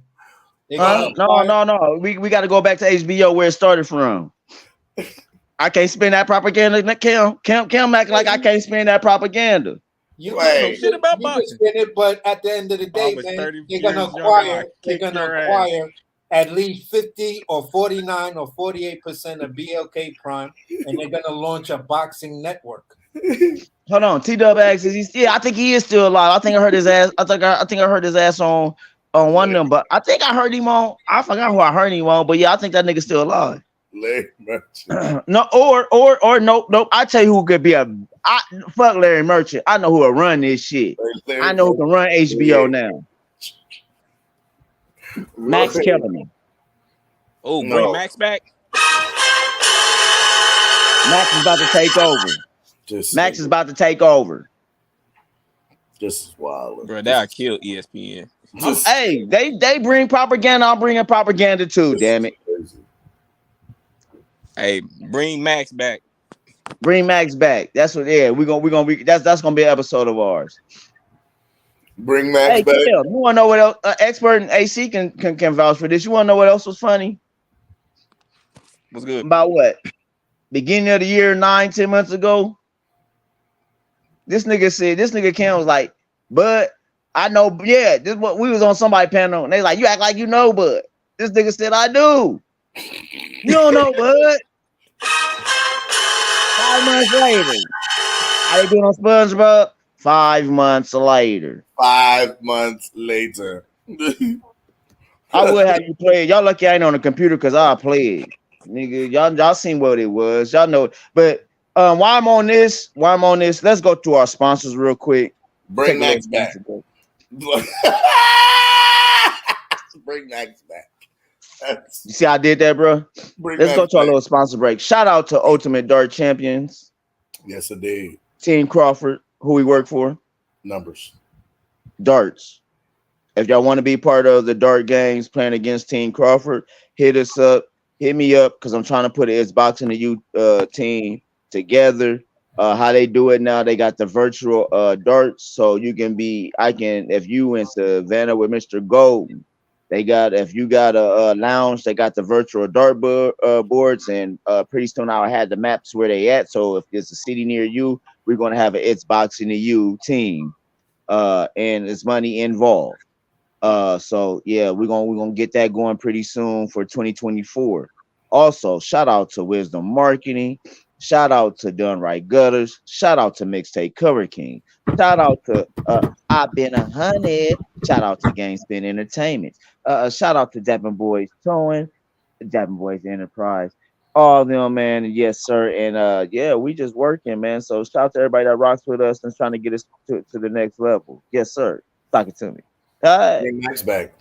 Numbers. Later on tonight, if y'all rocking with us, man, later on tonight, y'all will see we will be down with Team Crawford tonight and tomorrow night for the dart. So if y'all want to tune in, man, I'm gonna see if Cam can come down and go live. But Cam might be shooting tonight. Me and Cam might just get on the dartboards, even though I'm be on camera, and I'm gonna try to do camera and dart at the same. Ooh, suck it to me. But yeah, Cam's a dart expert for his boxing to you right now. We're gonna get him pro in a year. Yeah. No, the fuck I ain't. I ain't that good. I'm alright. No, we're gonna have you up there with what's your boy? What's my lanky boy name? Yes, sir. We're gonna have you with yeah. That nigga be cheating. We're gonna have you in Trey. You're gonna learn how Trey do it, you know, with the this nigga Trey be shooting free throws. Yeah, man. But shout out to Team Crawford, man. Shout out to Monty Cannon, man, for saying just man rocking with your boys, man. So yeah, man, I had to get my sponsors out, you guys, because they're the ones. Also, I'm trying to get it to where for Christmas time we will have autographed boxing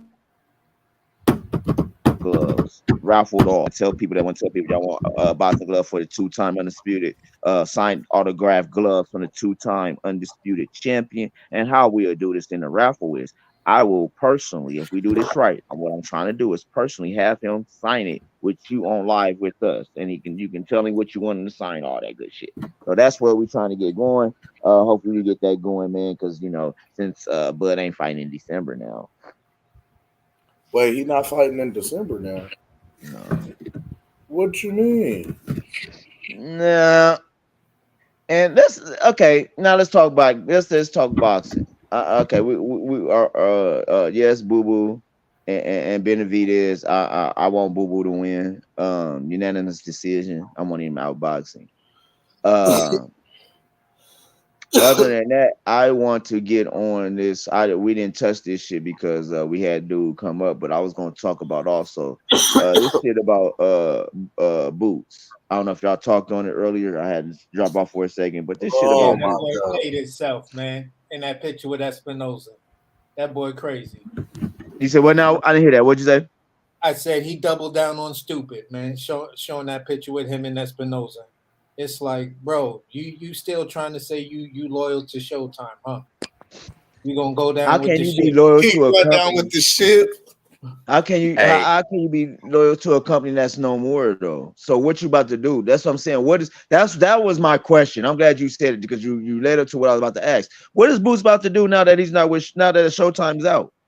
Hey, before I give you the answer, I got to quote the great DJ Khaled. Congratulations, you played yourself.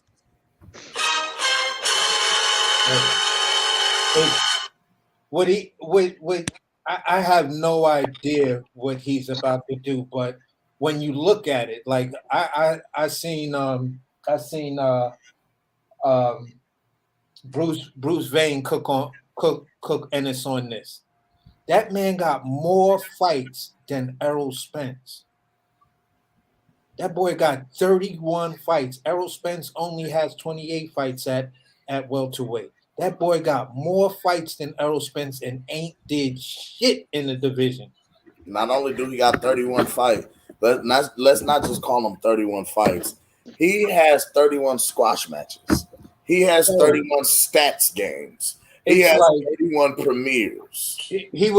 Bruce was saying, okay, if you trying to be like Tank, now this is where I was like, yo, Bruce, but on some real shit, at least Tank had a real belt at one point.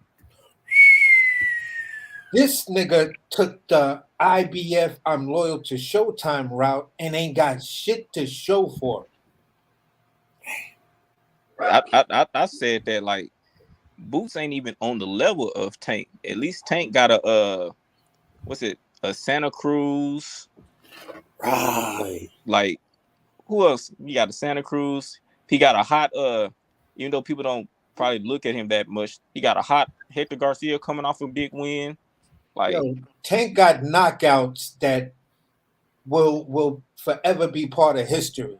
yeah. Like, you feel what I'm saying? That's what Boots ain't got. You ain't at least got that. Like maybe he knocked out like Leo Santa Cruz. Not only that, y'all. Not only that, but let's go to Earl Spence. Let's go to Errolsexual route. Who's his resume? Who's the best? Who's his best? Can y'all name his best dance partner? Nah, I can't. I can't. He fought so many. I mean, maybe the guy he punched behind the ear, kind of.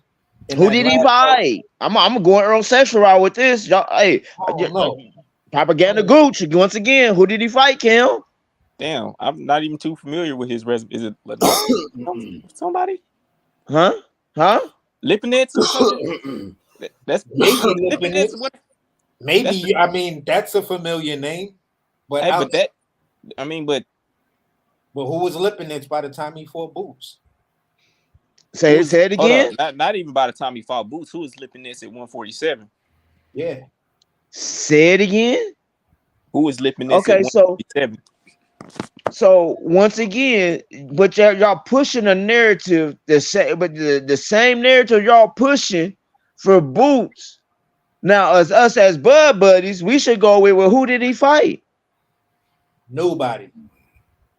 Then I should go here. He fought because me personally, I really think Keith and Boots should be fighting before Stanionis and Boots, or Boots and Stanionis. I just really see, you know what I'm saying? I understand what's going on, but Boots is the IBF, what they call him? Interim. Yeah, he's IBF interim, right, Cam? Yeah. So when you put him against the man that got step aside 2 times instead of putting the gatekeeper in front of him, he should have fought. At the end of the day, Boots should have fought fucking Ugas in Ugas' last fight. We all right. That would have gave him at least one name. Right. Yeah, like Boots needs to be fighting gatekeepers right now. He ain't even fighting gatekeepers. Nope. I think Stanionis got a better resume than Boots. Hell yeah. Fucking Stanionis, and they both ain't messing with Virgil's resume. Avanesian, Virgil Stanionis record got a better resume. You said what now, AC? I said Avanesian and Virgil Ortiz have a better resume than Boots. That part, but yeah, still everybody. We got to see Bud against Boots. That's going to be the one. That's going to be the one. Y'all better sit your asses down. Yeah. Y'all better stop pissing this man off to whoop whoever y'all put in front of him ass. Every time y'all say a name, y'all put him in front of him. He whoops his ass. Why? That's why I deem this man the Candy Man of boxing. Say his name. Guaranteed. Say his name. When Boots, when Bud beats the brakes off of Boots, they're gonna say, "Well, Boots had 31 fights and ain't fought nobody, so you don't get no credit for that. He ain't fought nobody." Ain't that what Bud? But then once again, they're gonna go to Canelo route. It's the same fucking fight y'all been pushing for. It's the same fight that Espinoza said Crawford needs to fight Boots, but he didn't say Spence needs to fight Boots. Once again, it's crazy, man, because these new narratives that's out here, since they can't get Spence to get whoop Bud ass, they keep doing this what I call the Floyd Mayweather narrative. Every time Floyd wins, they want somebody else to come step up and whoop their ass. Yeah. And it's not gonna happen. It's not gonna happen. It can't happen. Okay, I'm gonna go here before that one. I'm gonna go here. I'm gonna go here at 150. They talking about well, catch weight 150. Can't put no titles on the line. Oh my gosh. Yeah. Can't put no titles on the line. You said what now? Can't put no titles on the line. At 150, right? So, is it strap season or no? Remember that narrative. Told you strap season dead, bro. Yeah. You're right. Yeah, You can't man. put no title at a catchweight. You can't put no title on the line if your name not Canelo. Oh, God damn it, expert. Where my drop at? This is crazy. You're not just gonna be doing the king of boxing like that. But I'm right. He did fight Amir Khan for his first title defense at 160. He did fight Amir Khan at 155. So are those Spence people?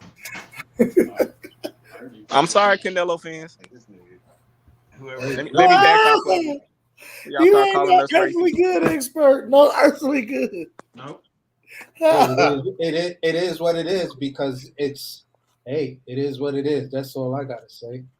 So I at the end of the day, don't nobody. It's like for all excuses y'all made, is a rematch necessary? And at the end of the day, the same way we believe we was on me and Mr. Golden was having this conversation, or semi debate on what's the name's joint that would, if the fight is pushed like it's being rumored, because we don't have anything like when we was on WCS, if the fight is being pushed to next year, Showtime has to fulfill their obligations till the end of this year. Just like Steven Espinoza was asked, he was asked this specific question: when are we going to get next year's fight schedule for the PBC?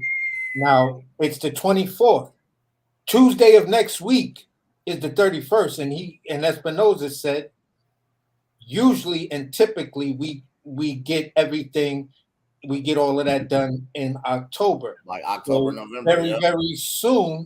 very soon we'll be making the announcements. Now, if Floyd Mayweather is stealing the December date, and now Bud Crawford and Errol Spence is moved to possibly February next year, at the end of the day, that null and voids the contract that they signed, that the fight had to happen in December. Jesus. So is he legally obligated to fulfill that rematch, or can he just keep it pushing at this point? Because you got until December, and if the fight doesn't happen in December, that contract that you signed is null and void, because there's no mitigating circumstances like a pandemic or anything else. The company is talking about going under. Well, I'm gonna say this from my understanding. The contract is under renegotiations because due to what Showtime pulled. So that's what's up in the air right now. From my understanding, I'm gonna find out later on tonight for sure. But like I said, Showtime pulled. With Showtime doing that, it really threw a wrench in some of the things And that's it's going on contract, right now. period. And now here's the other part that I was saying. The back half of that is the 3-fight deal Canelo signed. Is PBC liable for at least paying him half the money? Because if y'all tell me am I wrong, I don't remember a monetary value that said Bud signed a 2 or 3 fight deal with PBC for 70 million or 80 million or 100 million. But we did hear Canelo signed a 3-fight deal with PBC for 100 million. So Yeah, we really never heard what Bud's dollar. Yeah, so Bud can just walk away, but Canelo has a value to his contract that's public information. Now, if you pull this bullshit, you either got to pay me at least half or a percentage of what that contract was worth, or something else, which I don't know. And those are hard body questions right there. Cam, wake your ass up. I am up. I'm over here scrolling through this damn shit on my TV. Man, if I was Canelo, New Year's Eve, if they ain't figuring no network out, hey, we going to court. Yeah, we going to court. We going to HBO. Litigate on them. we going to HBO, y'all. I told y'all. Oh my God. This nigga. But man, expert, man, AC, man, because this dude, we got some thirst to throw later on tonight, man. Man, what's your final thoughts? AC, you go first. My final thoughts is it was a great cook, man. It was funny as hell watching y'all twist homeboy up like that in the pretzel, watching himself twist himself up like a circus Cirque du Soleil fucking contortionist. A giant pretzel. For real. So at the end of the day, man, it was another great session from It's Boxing to You, man. Shout out to the chat, man. Shout out to the panel expert. It's always a pleasure because you always drop the facts on the motherfucker like that. So you know what I'm saying? Pastor Good, man. Y'all keep it live, man. That's my final thought. You know, I at this point I'm gonna finish it off with this. As far as Bud versus Spence, I would like to see the contracts renegotiated because at this particular point it looked like Bud could do whatever the fuck he wanted to. And if people were trying to say, well, Bud was being a fuckboy by asking for more money, he knew what y'all didn't know that's happening right now. Hindsight is always 20/20. So if he knew the writing on the wall said that PBC, there was no way they could host that rematch in December, then yeah, I'm asking for more money in this rematch. I'm the A side, motherfucker. Deal with it. So yeah, that's my final clip. Big facts. One love to you, AC. Appreciate you coming through, man. Going out to my guy. Genius, one love. What you gotta say, as man? What you gotta say, man? Don't the troll. That's what.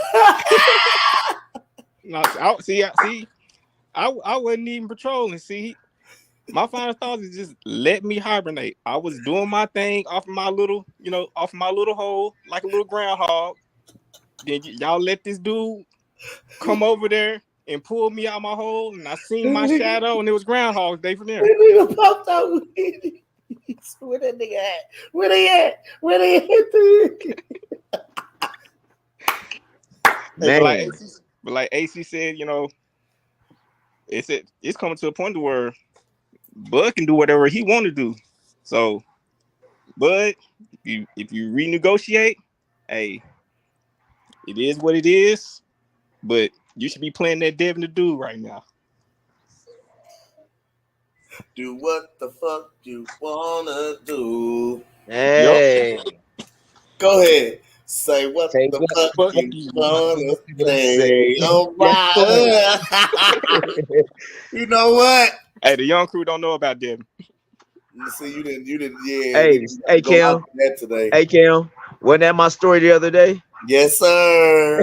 That's what made that. Hey, we owe that page, expert. That was my story the other day. Do what? Hey, that's what we owe. Oh, yeah. Hey, but that's all I got to say, bro. Hey, man, one love to you, man. Cam, the Baptist, man. What you, man? You know me. I'm in the bathroom. Always starting shit. You always starting shit, bro. You know me. I'm in the bathroom, boo-booing. Always starting shit. Hey. Fuck it. I got a little dog out here trying to. Yeah. I do apologize. Right here, a dog in the background. He trying to get on my shit before we head out.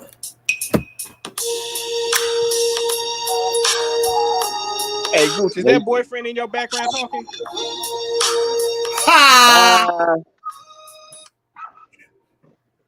That's crazy. Hey, shout out. Hey, let me go through the chats real quick, y'all. That's crazy. I'm gonna go through the chats real quick. While we playing that, yes, sir. While we playing that, man. I'm gonna say this. I even shout out my haters. And I know you a hater. Pitbull boxing, one love to y'all. That boxing, one love to you. Okay. Now to the apostles in my congregation, Big Demon, one love. Toby Burlett, thank you for making me global. One love to you. Buckle up, boxing talk, man. I can't wait to see what you drop tonight. One love to you, man. Oh yeah, MD I'm definitely Mills, man. looking to One buckle love up. to you. Thank you for jumping on the panel, man. Who else? Who else? Who else? I'm going through. The chat was live today. One love to Let's Talk Sports, y'all. One love. Yes, indeed. Hold on. I'm Appreciate going through y'all 1 second. Yes, sir. Boxing outlet once again. One love to you. You did jump on the panel, but man, you came with some crazy shit. it. Joseph Bailey, one love to you. Iron Is Marvin that Joe Haggins. Cool?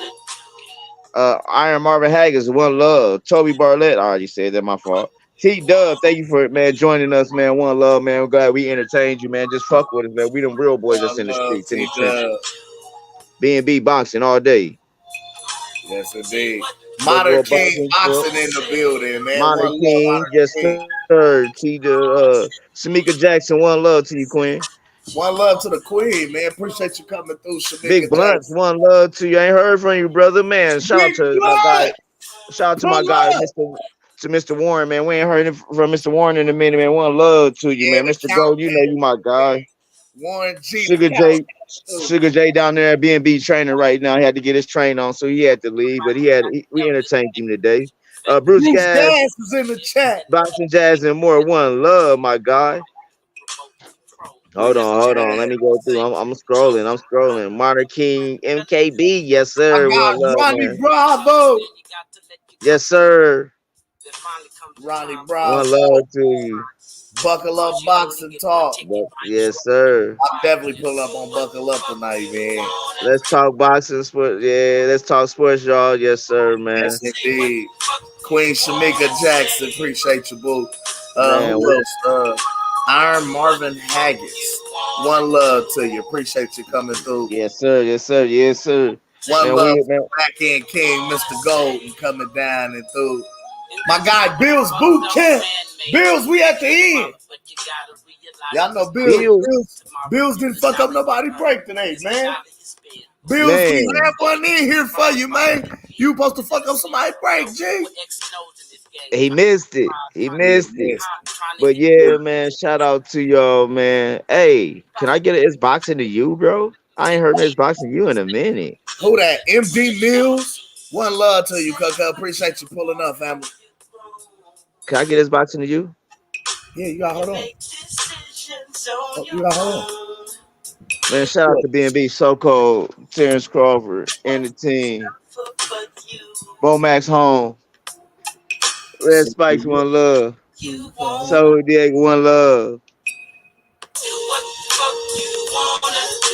One love to everybody that rocks with us, man. Who else? Man, we was Man, PhD out in the fights, man. Hope everything's going good with you, Queen. Yes, one love to you, Queen. It's been a minute since we heard from the Queen. Jessica coming through. One love to you, Queen. Queen Lisa Bells. One love to you, Queen. Nika. Hi, Nika. One love. And boxing with Christine. One love to y'all. In the ring with Christine. Yeah, I was In the watching ring, my fault. In the ring with Christine. last You know, night, y'all know man. I'm old. I got 16 more months. One love to you. Who else in there? Man, we had a ball today. I had a ball. I like spazzing out sometimes. Sometimes that's the energy I need to get out. That was funny. Oh my God, this is Rob in the building, man. This is And Rob. Green, Al Moolah. I forgot Al Moolah. I think he was in the building. Yeah, Al Moolah was in the building. Green. Yes, Yeah, Green set it off. That ninja Green love to set shit off. That's who set that shit off. Yeah. That's who Green was like, fuck. I'm like, oh, okay. I'm like, no, we can never, no, we can't say that. No. Oh, yeah, man. So, who else? One love. Can I get some It's Boxing to you, sir? Al Money. This is Rob. I'm trying to make sure everybody got. Did LaRon come through today? I thought I went through everybody. Did LaRon come through today? expert, of course.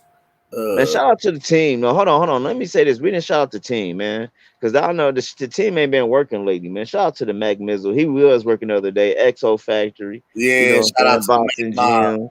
my guy, Coach Malachi, man. Coach Malachi, WCS, man. You know what I'm saying? Hey, Zone 6. 913 boxer. I knew I saved my guy in here, man. KC did slide through here, man. One love to the 913 boxer, man. To the neighbor, man. Oh, okay. Yeah, I couldn't go all the way up. So I think I'm missing people then. You one love, man. Shout out Thank my you, bro. guy. Shout out my dog Mark Nash, too, man. Holding it down over there, doing this thing, man. One love to you, homie. Man, one love to Mark Nash, man. One love to everybody that rocks with us, man. Yes, Man, indeed. I had a ball. Oh, just the guy was in the building. My dog, man. Just the guy. I call just the guy the Facebook troll right now. Listen, man, he be on cold shit, don't it? I said, just the guy, you gotta One chill. love to DJ Beckham, man. Hey man, I'm down at those of us in Omaha. We down at Flight Deck shooting darts tonight, man. I'm trying to get this boxing to you darts going. So other than that, man, I'm about to rest up till for the show tonight. We're gonna be back on in a couple hours. Yeah, I don't know what we're gonna cook on tonight. I might just cook on this heavyweight debacle, man. Let's talk about heavyweights, but you know what I'm saying, we're gonna be down at the what's your name too. Yeah, I'm gonna go down there and kick some my ass in darts. I'll go beat some my ass in darts. Yeah, so no telling what we end up getting on. I can't play that good, but I might. No. we're gonna do some things because I can't play at all, but I'm gonna try. I might. I'm decent. Who else in here, man? Man, one love to everybody that came through. And one love to my pops too, man. Grover Lipkins, man. The Groovin' Grover, yeah. One love, man. OG, man. Come on. One love, man. Like I said, one love to everybody that's watching. One love from South Carolina, Omaha, to Florida, to Boston, to Georgia, to New York, California. Man, everybody that's watching us, man, one love, man. We enjoy y'all, man. We trying to do a It's Boxing You party in y'all town, man. Hit us up. We'll come. Trust and believe.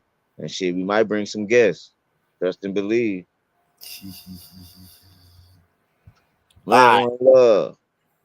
Okay, Kevin Bogan, one love to you, man. Thank you for sliding through, my guy.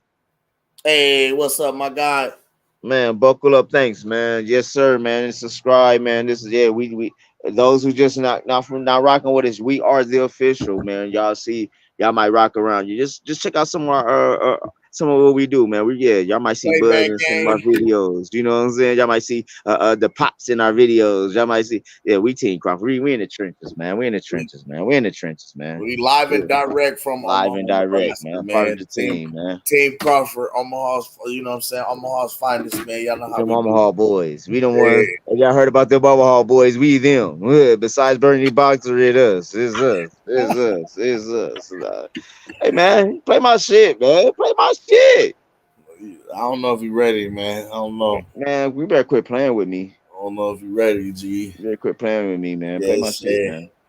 All right. One love to the playback gang, the panel, everybody that came through. Appreciate y'all, man. Gooch! One love. One love, my G. We did it again. We did it first. Motivated the greats. Y'all know how we rocking. Y'all know how it's going. Hottest motherfucking me intro and outro song in the game. Hottest chat in the motherfucking game. Hottest motherfucking me co-host and host combination trio in the motherfucking game. Listen, man, it's just some real shit going on, man. Real organic, you know what I'm saying? We're trying to do healthy numbers. Man. You know what I'm saying? Oh, I gotta say this. Shout out, man. And those who just rocking with us. Look out for Sugar J. That's the young fighter out of BNB, young lightweight, heavyweight switch hitter. Yes, sir. Yes, let's go. Good job, Jay. Numbers. All right. And with that being said, y'all know what time it is, man. Gooch! Did it again. Yee. The numbers. Mr. Gucci, Mr. Gucci. And I'm with my guys, Sugar J the Wise One and Cam the Baptist. Yes, we are the apostles of the youth boxing community. and we're bringing it's boxing to you. It's the apostles and we come to lay of hands. Half step, weave the jab, uppercut, pick up your mans. It's Pastor Gucci Cam, Sugar J the wise man. We bring them to the light, make these haters understand. Northside is where I stand, Nebraska, that's the land. We cancels out the jab from a southpaw stance. We beat the competition, knock it out with either hand. And we drop the link, so come and kick it with your fam. And we drop receipts, so keep your sources on hand. If you can't confirm that this facts, you spread propaganda. Make sure you hit the like when you subscribe to the channel. One love to the playback game and the panel. It's boxing to you. It's boxing to you. It's boxing to you. It's boxing to you. It's boxing to you. Represent the 402. Being Team Crawford, that's what we do. It's boxing to you. It's boxing to you. It's boxing to you. It's boxing to you. What it do? Represent the 402. Team Crawford, BNB, yeah, that's what we do. Y'all know who it is. It's the Goose to you. Mr. Goose to you. They said we weren't gonna do it, Cam. They said we weren't gonna last in this bitch, but we here. The apostles of the YouTube boxing community. We laying hands on their ass. Y'all see what it is. We got young Sugar J, the switch hitter from BNB, coming out 2023. One love. Y'all know what it is, huh? But y'all gonna see what it is. Mr. Gucci, you, Cam the Baptist, Sugar J the Wise One, we are the apostles of the YouTube boxing community. One love, one love, one love. It's the Goose to you, Mr. Goose to you. And I was with my guy Cam the Baptist and Sugar J. Yes, Lord, sock it to me. We are the apostles of the YouTube boxing community, and we just dropped y'all. It's boxing to you. Yeah. Booty swing, available on all available platforms. Sick and Tired, available on all available platforms. Cray Cray, available on all available platforms. Shout out to my guy Cam Edwards. It's a Vibe, volume 5? It's a Vibe, volume 5. December 31st. Yes, sir. Talk it to me, Kim. You're doing great now. 5. Fifth. Yeah. Man, one love to my guy over in the UK, man. Thank you for y'all keeping Bomac safe over there. Man, we out, man. We out, Tony Barnett, man.